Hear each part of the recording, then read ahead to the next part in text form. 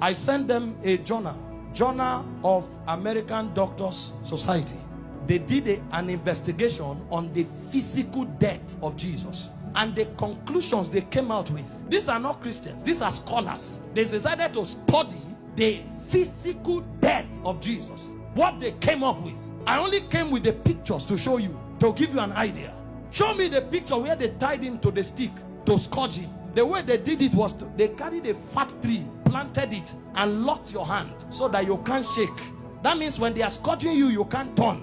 And they stripped you naked when they scourged you. The cane they used to whip you, they attached bones and metals to it. So anytime they wipe you, it pulled off your skin.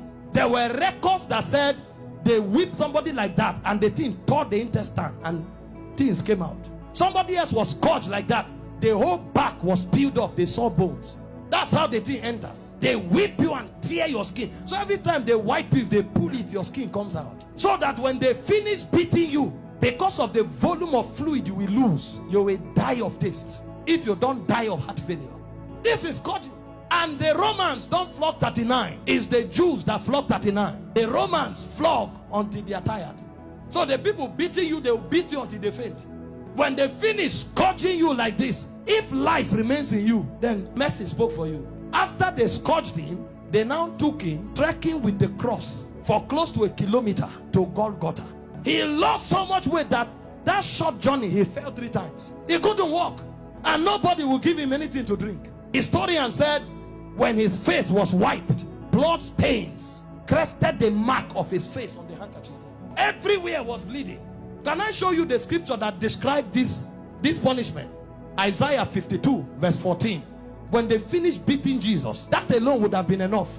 See the way Isaiah 52 verse 14 described him after he was scourged. It said, just as many were appalled. You know the word appalled? The highest level irritation. When you saw him, you are like, what is this? You couldn't describe it. It said many were appalled at the sight of him. For so mad, you know the word mad? Disfigured. So disfigured was his appearance, like an object of horror. When he came out of the scourging, if you saw him, you thought he was an object of horror. And he said he no longer looked like a man. They literally disfigured him, and they didn't stop there. They now gave him the cross, carried it, and went to Golgotha. Then they began crucifixion. In crucifixion, they nail you at your wrist, because the idea was for you to hang there until you suffocate. You know, the word excruciating didn't exist until the Romans started crucifying people, because the word excruciating comes from the word cruciating, and the word cruciate comes from crucifix. So it's excruciating is actually a pain you feel when you are crucified, because there's no pain in that class. When a man is crucified, his whole weight hangs on his wrist, and the only support he has are the nails on his toes. And when they crucify you, you saw a picture of Mel Gibson where you were straight. You can't be straight when they crucify you, because your back, there's no space to stand straight. You have to turn sideways to hang, because this is how you hang. Your weight actually hangs on your wrist. If you are tired and you want to gain small balance, you now push it on your toe that is on the nail. That's why when they wanted to kill the criminals, they broke their legs. And the reason is because when you are hanging, your stomach is bent so that your diaphragm can't breathe. Air can't enter. So Jesus was there for 6 hours. You know what that means? For 6 hours, every time he breathed, he had to pull himself up. So he pulled himself on a nail up to breathe for 6 hours. He will pull up, breathe, go back, pull up for 6 hours. Remember, his back is already torn. So as he's pulling up, he's feeling pains on the wrist, his back is scrubbing on the cross, and his leg is feeling pain. To breathe and go back.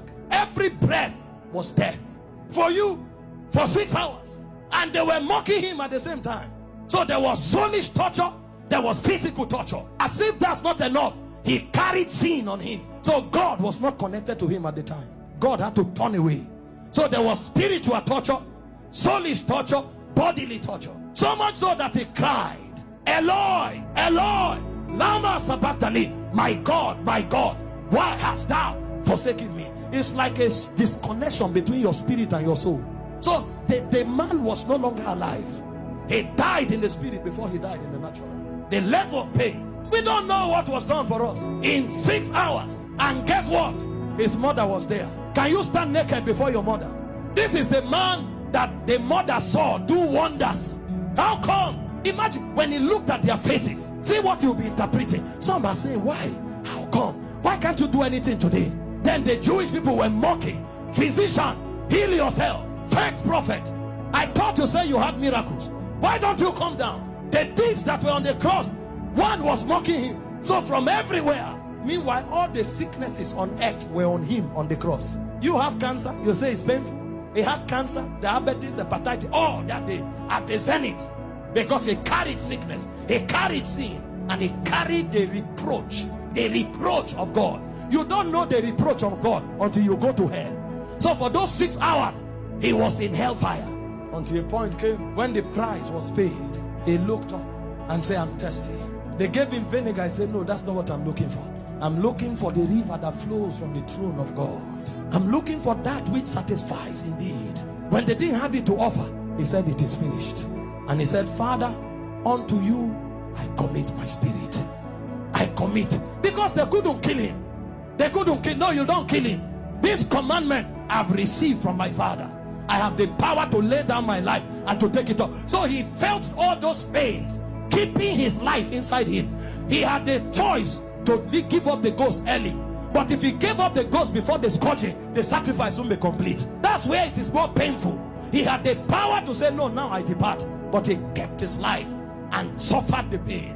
From the scourging, to the shame, to the reproach, to the embarrassment, to the flogging, to the crucifixion, until he checked and saw that the sacrifice was complete. Because he had the choice of letting you go to hell, or of keeping you while he stays in hell. He chose to stay in hell.